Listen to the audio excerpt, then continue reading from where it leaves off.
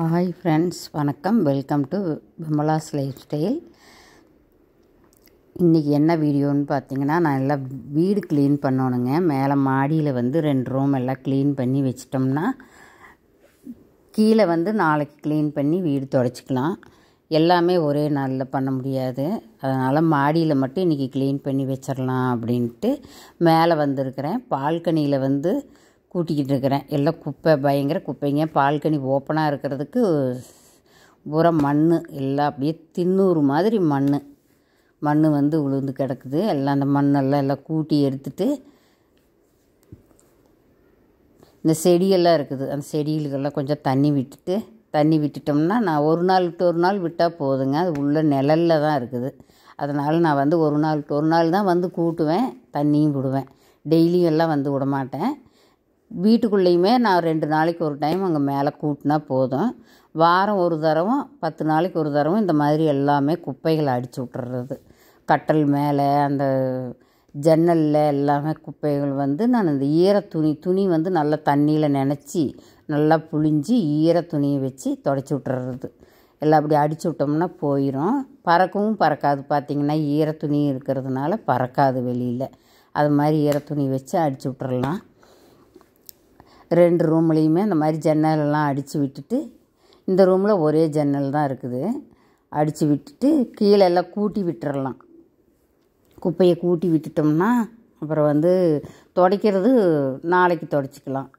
ஒரே நாளில் எல்லாமே பண்ண முடியாது. இன்றைக்கி நான் மாடியில் மட்டும்தான் இன்றைக்கி நான் கூட்டி சுத்தம் பண்ண போகிறேன். இந்த படியிலையுமே கூட எல்லாம் அந்த கிரில் எல்லாம் பார்த்திங்கன்னா அப்படி தான் குப்பையாக பிடிச்சிரும். அப்படியே கையில் தொட்டோம்னாலே அப்படியே நெருன்னு குப்பையாக இருக்கும்.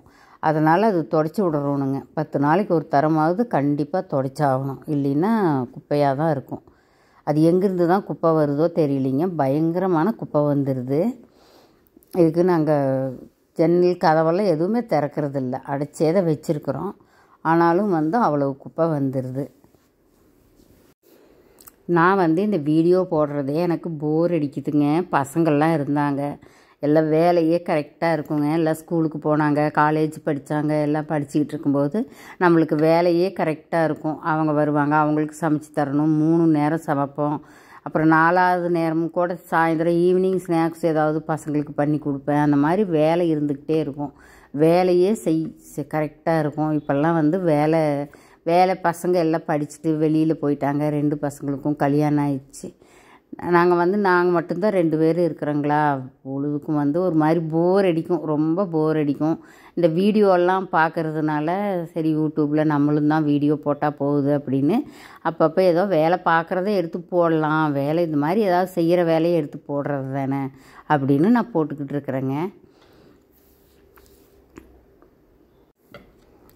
ஒரு வழியாக எல்லாம் துடைச்சாச்சிங்க. இன்னும் கொஞ்சம் படி தான் இருக்குது. இந்த படி கிரில் துடைச்சா தீர்ந்தது. நான் கீழேயெல்லாம் நாளைக்கு தான் துடைக்க போகிறேன். காலையில் துடைச்சிட்டு அப்படியே எல்லாம் ஜன்னலெல்லாம் நான் குப்பை அடித்து விட்டுட்டு நாளைக்கு வீடு துடைச்சிக்கலாம், மாப் போட்டு விட்டுக்கலாம் அப்படின்ட்டு இருக்கிறேங்க.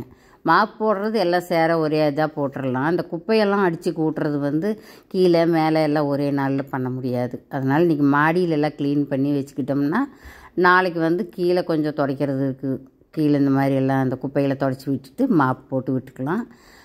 அவர் அதெல்லாம் துடைச்சிட்டு வந்தாச்சுங்க. பசி வந்துடுச்சு. மணி 4 மணி ஆச்சு. சரி, சுண்டல் மாதிரி பண்ணி சாப்பிட்டுக்கலாம். காலையில் சாப்பிட்டது தான் சாப்பாடு.